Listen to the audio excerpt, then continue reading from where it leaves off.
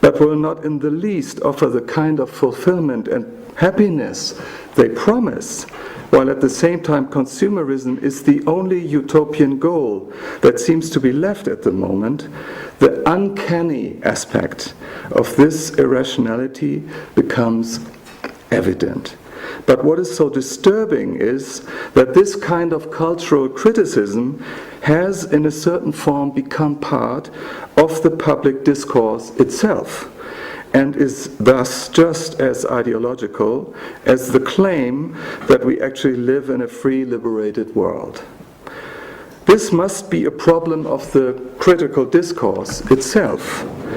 It assumes by its very language, by the very gesture of knowledge and understanding, of analytical power and detachment, that the agent of this kind of criticism is beyond the sphere of errors and blindness, that his specific insights enable him to pose himself outside of the system and its uniformity. This kind of discourse participates in the power structures it claims to attack by its very language patterns and invulnerability. Then, what is critical in critical theory, and why aesthetic theory? The critical, deeply anti-systematical aspect of Adorno's philosophy, which is just like Heidegger's and Derrida's a constant battle with metaphysics, implies that there is a primacy of experience, of an opaque, somatic, blind quality that exists before the philosophical thought, before discursive language, but that sets everything in motion, something that is innervated in the sudden shudder, in love, in a momentary apparition of natural beauty, in bliss and the epiphanies of art, and lost at the same time when we try to identify it, which infects any conceptual approach and at the same time calls for it. But it suspends concepts if one remains true to it, in the sense that each theory can be falsified by what it points at. Adorno's philosophy is absolutely historical. It is both a reading of history and it locates itself at a specific moment in time and gives itself up to time, to transiency. Any aspect of what it will discuss is part of the historical process, and it offers itself to the critical work of history itself. If the phenomenology of society, life, art, and nature, which Adorno comes up with, is not adequate anymore, the time code within this theory calls for a change.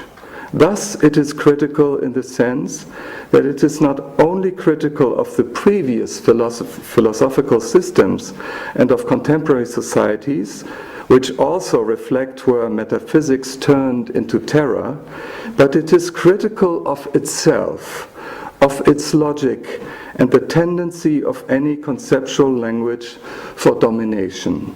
A concept becomes concept only through subsumption. Adorno's philosophy is vulnerable. It speaks of the wounds society inflicts upon the subjects. It speaks of the wounds exploitative systems inflict upon nature. It speaks of the wounds subjects inflict upon each other. It speaks of the wounds humans inflict upon their own bodies and minds in the process of civilization to become modern, functional, enlightened beings in control of themselves.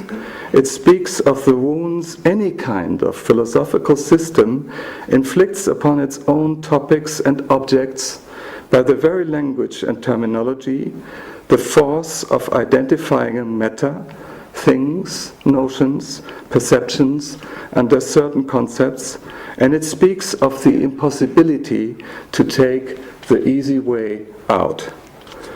In his understanding, only philosophical reflection can achieve a break in what philosophical tradition in the form of metaphysics has created. the Western form of conceptual systems that have shaped the global world pattern we call technological world, and that has become utterly and unquestionably self-evident. As much as there is no solution outside of the technological process, but within it, there is no escape outside of the present form of world construction, poiesis, but only within the dense web of metaphysics through what critical theory called second reflection. Only the analytic reflection of the concepts that set forth the kind of worldview our societies present is strong enough to question this worldview. In the realm of thinking, only conceptual discourse can question the violence of conceptual discourse. Any other language here becomes ideological in the sense that it either claims to be beyond the traces of metaphysics or to be able to open a different, immediate access to the other, the unmediated experience of what would be utterly different from what is given and suffocates us. Adorno's aesthetic theory is aesthetic not only in regard to what it talks about and deals with, natural and art beauty and the form and truth content of the artwork, but also in its own form.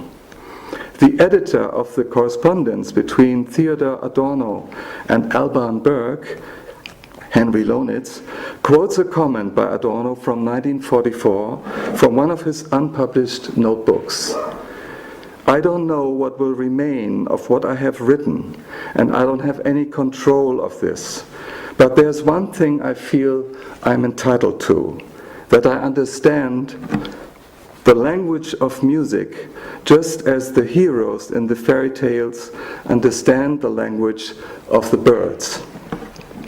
The anti-systematic impulse in everything Adorno reflects upon links any seemingly marginal essay or comment to what one would call his major philosophical works, like negative dialectics or aesthetic theory.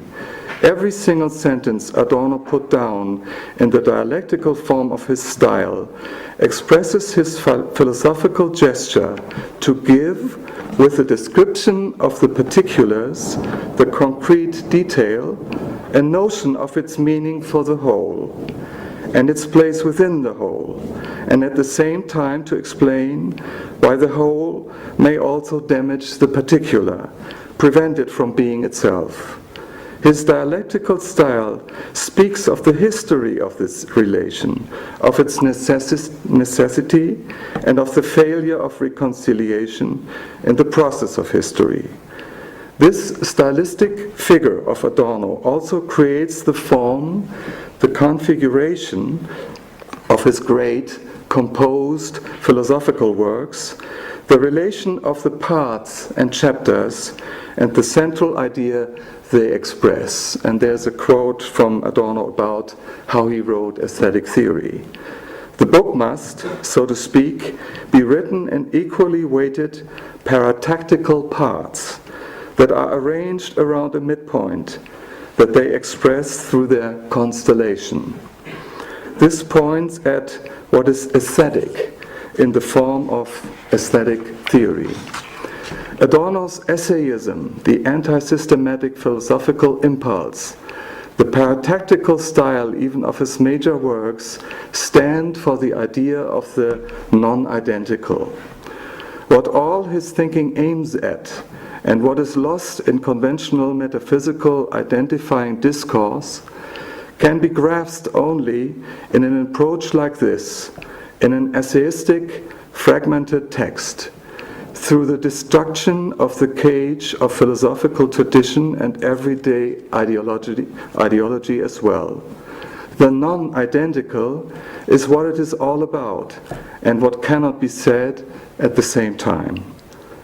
It is the opaque, hermetic, dark center around which the constellation of Adorno's concepts circles, and which only three forms of experience can come close to, while the non-identical is the very essence of these forms of experience.